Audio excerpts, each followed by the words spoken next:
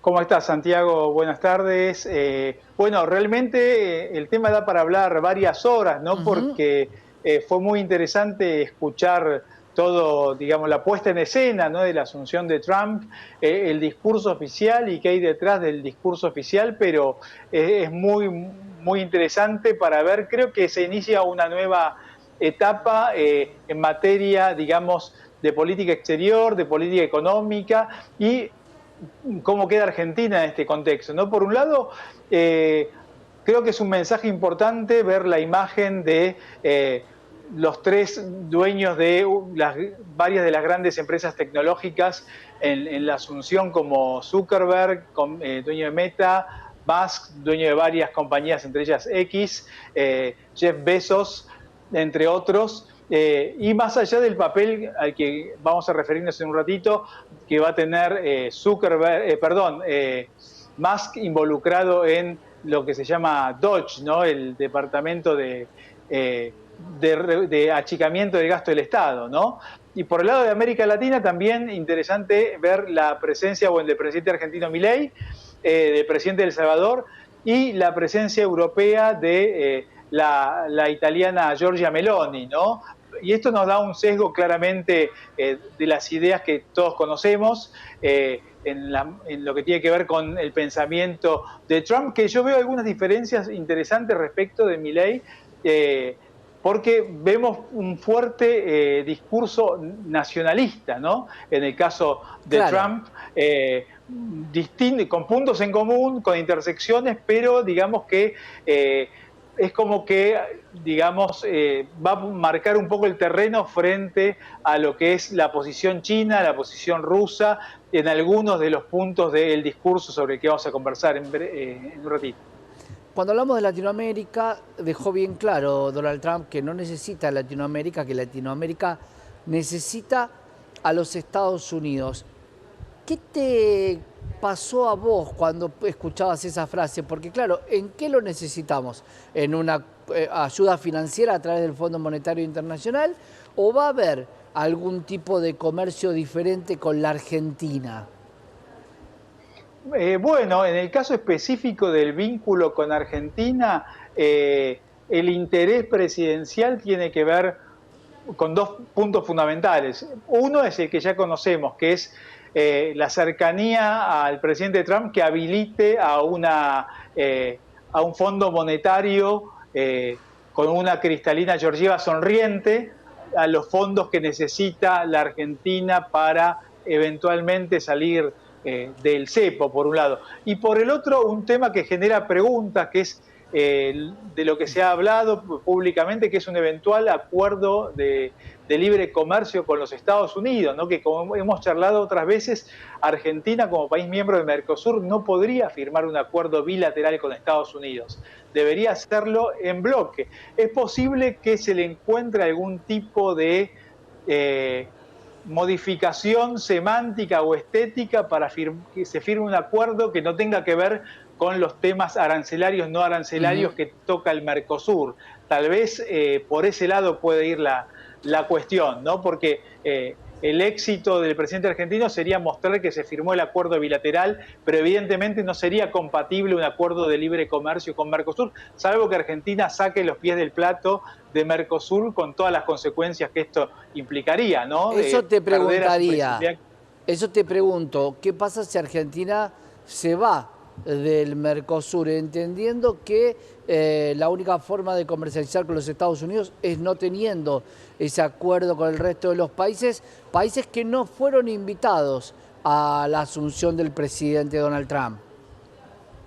Bueno, Argentina, el socio comercial número uno de la Argentina es Brasil, el segundo China, y las exportaciones a Brasil son cerca del 20% de las exportaciones argentinas, con lo cual no creo que se esté pensando en salir del Mercosur, ¿no? Porque realmente es algo que funciona bastante bien en lo que es el sur de América Latina. Pero a la vez se quiere transmitir un discurso de acuerdo con Estados Unidos. Yo creo que se va a llegar a algún tipo de acuerdo por otro lado, con otros temas, aunque se lo va a titular como acuerdo pro libre comercio o alguna cuestión así para mostrar el éxito, pero sin sacar los pies del plato del Mercosur, que es tan relevante, que desde su fundación ha sido clave para los países de la región, especialmente Argentina y Brasil, en crecimiento económico, aunque sabemos que está en un proceso de reformulación, un proceso de crítica, se dice que es un Mercosur cerrado, pero bueno, hoy el mundo, nuevamente, estamos en un mundo multipolar, ¿no? Donde ya no hay un solo líder como tras la caída del muro de Berlín, que era los Estados Unidos, sino que claramente China está compitiendo, ¿no? Y también, volviendo al tema Trump, vimos que varios de los anuncios de Trump tienen que ver con China, algunos anuncios extremos, que se venían haciendo los días previos, por ejemplo, de restringir fuertemente el acceso de bienes chinos a los Estados Unidos, o lo que tenía que ver con TikTok. Pero vemos que, por ejemplo, en el caso específico de TikTok, se está ya conversando en que el TikTok americano tenga 50% de fondos de empresas americanas, ¿no? Con lo cual creo que hay que ver el discurso de Trump detrás, en el contexto de su estrategia negociadora, ¿no? De ir con todo y después encontrar un punto intermedio. Otros temas, ¿no?, que nos dan para también hablar siglos, es la cuestión del Canal de Panamá, ¿no? El Que no canal de está, no, Panamá, el canal de Panamá te lo dejo para otro día. ¿Por qué? Porque a la Argentina no le va a afectar demasiado, porque no lo utiliza prácticamente la Argentina el canal de Panamá. Si quiere ir por el Pacífico, da la vuelta por el otro lado. No es algo que sea una condición que la Argentina la pueda usar. Pero sí quiero que hablemos del petróleo, porque una de las grandes fantasías de muchos era que, como Trump plantea no comprar más el petróleo de Nicolás Maduro, de Venezuela, podría comprárselo a la Argentina. Ahora el punto se contradice él mismo, porque él dice: voy a perforar cada región de mi país para extraer petróleo, no voy a comprar más Venezuela. ¿Por qué compraría el argentino, que además tiene un flete enorme? bueno, recordamos las palabras de Maduro, de Trump: drill, baby, drill, ¿no? Perforá, chico o chica, perforá, ¿no? Como con gran entusiasmo respecto a la exploración y explotación del petróleo norteamericano, ¿no? Que es el principal productor de petróleo del mundo. Sin embargo, aún así tiene déficit. Y no se ha mencionado específicamente el caso Venezuela, lo cual da algo que pensar. Y Argentina tiene petróleo ya descubierto para producir, otro para seguir explorando, pero Argentina queda lejos, ¿no? También, así que es un tema que creo que es una oportunidad y a la vez una incógnita respecto de qué es lo que va a suceder. Lo que está claro es que Estados Unidos no es autosuficiente en materia petrolera y eso le genera dependencia. Sin duda, pero por eso lo planteábamos desde este lado. También parte del RIGI, parte de lo que extraigan, si vienen como empresas de los Estados Unidos a invertir en la Argentina, se van a poder llevar el petróleo. Absolutamente, absolutamente. Y ahí hay un ámbito de oportunidad de cooperación, ¿sí?, muy fuerte, si bien no se lo ha explicitado, pero hay compatibilidad de intereses, ¿no? Que creo que por ahí podría haber un tipo de acuerdo formal o informal, pero una cooperación natural entre necesidades que tiene un país y los productos que tiene el otro. ¿Crees que muchos creen que simplemente esto se va a limitar a la entrega del Fondo Monetario de estos 11.000 millones de dólares y, por supuesto, un acuerdo de facilidades extendidas para poder pagarlo a lo largo del tiempo? ¿Algo más podrá hacer Estados Unidos con la Argentina? ¿Crees que van a venir estas grandes empresas que vos nombrabas a invertir a la Argentina? ¿Por qué no lo hicieron antes, como para poder apoyar al gobierno en otra instancia y no después de un año? Bueno, creo que es importante tener en cuenta que en Estados Unidos, como economía capitalista, libre, en realidad no hay tanta influencia por parte de los gobiernos en lo que hacen las empresas privadas, ¿no? Entonces, en la medida que Argentina genere condiciones de atracción al capital, el capital va a venir, ¿no? Y el capital necesita horizontes de mediano a largo plazo para el capital físico, me refiero, no el financiero que puede entrar y salir, Ujú. para garantizar la rentabilidad de esta inversión. Y Argentina, como hemos charlado también otras veces, todavía tiene que salir del cepo, ¿no? Y el cepo, ¿qué implica, entre otras cosas? Que vos no podés repatriar tus fondos, ¿no? No podés repatriar utilidades y demás, lo que sí podés hacer en la mayor parte de los países del mundo. Por eso creo que en la medida que Argentina pueda solucionar este tema, va a dar un paso para poder ya competir en una categoría mejor, ¿no? No solamente en algunos ámbitos específicos para atraer inversiones externas.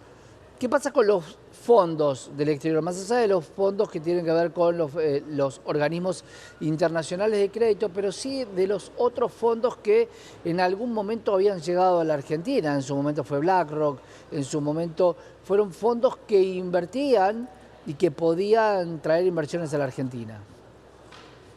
Bueno, hoy en día, digamos que hay inversiones de ese tipo de fondos indirecta, por ejemplo, a través de algunos operadores locales, pero no de forma directa. Y esto también tiene que ver con la calificación de la deuda argentina, ¿no? Que si bien está cercana a 600 puntos básicos, todavía Argentina sigue siendo, por la cuestión del cepo, un país standalone, ¿no? Ujú. Según distintos indicadores. Y por eso es tan importante sanear eso, pasar al siguiente nivel, y ahí ya entra en la mira de los inversores que pueden asignar una porción de sus fondos de riesgo a un país como Argentina. Pero Argentina tiene que, digamos, remar en dulce de leche, ¿no? Para pasar a esta instancia superior de credibilidad. Y hay normas muy estrictas en los fondos que si vos no estás en determinada categoría no pueden ni ser considerados, más allá del entusiasmo, ¿no? Ese punto también es un punto a tocar. Si Donald Trump podría cambiar la categoría de crédito de la Argentina en función de los organismos de JP Morgan y de otros organismos donde podría cambiar un poco la calificación, entendiendo que también ha bajado el riesgo país. ¿Eso lo ves posible, Martín, entendiendo que puede indultar a 1.500 personas que atentaron contra la democracia en el gobierno anterior? Bueno, es muy interesante la comparación, pero creo que en Estados Unidos es difícil la intervención de un gobernante en una empresa, digamos, para alterar la verdad que la empresa propone de acuerdo a un método estandarizado y público, ¿no? Que le ha Ujú. generado credibilidad y valor, ¿no? Y vinculado a lo que son las instituciones americanas, me parece interesante destacar cómo el presidente saliente permaneció gobernando más allá de su estado de salud mental, para darnos una idea de cómo el sistema funciona más allá de las personas, ¿no? En los Estados Unidos.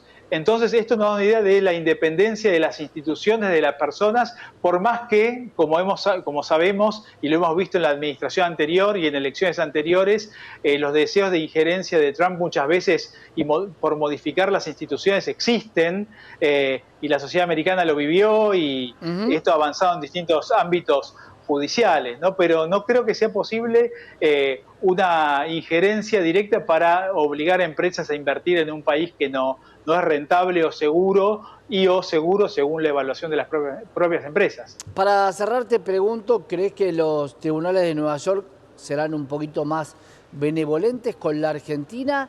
¿O eso es lo que todos creemos que puede pasar? Y sin faltar ningún tipo de respeto, esta invitación es algo así como invito al fenómeno mundial del momento, pero es por hoy, no porque vaya a hacer nada con este país. ¿Cómo lo estás viendo, Martín? Mira, yo siento y creo que allá hay una diferenciación muy fuerte de los tres poderes. Si bien, como decíamos antes, en algunas ocasiones el Ejecutivo ha querido influir sobre otros allá, pero son carriles independientes, ¿no? Y están muy separados digamos, las tres instancias, y veo difícil que pueda darse esta intervención, esta influencia en Argentina. Lo que sí, digamos, es cierto que los jueces tienden a considerar que en determinados casos es mejor, digamos, mantener las cuestiones en una determinada situación, pero no por la influencia del Poder Ejecutivo. Claro, porque recordemos que Loretta Presca está preguntando dónde está el oro de las reservas de la Argentina. No parece tan amigable los Estados Unidos más allá de una foto con el mandatario. Tal cual, tal cual. En Estados Unidos hay división de poderes y pensemos, por ejemplo, la Reserva Federal y el Ejecutivo, los tirones, las diferencias de intereses que hay. Es muy clara la diferencia y creo que eso es lo que caracteriza a los países que son predecibles y la escena de ver a los expresidentes aplaudiendo al nuevo presidente, más allá de las discrepancias en el día de ayer, nos da una idea de esto que en América Latina no vemos tanto, lo vemos en Uruguay, ¿no? Y nos sorprende bastante y vemos que es un ejemplo de civilización. Sin duda. Martín, gracias por estar con nosotros como siempre. Por favor, un placer enorme.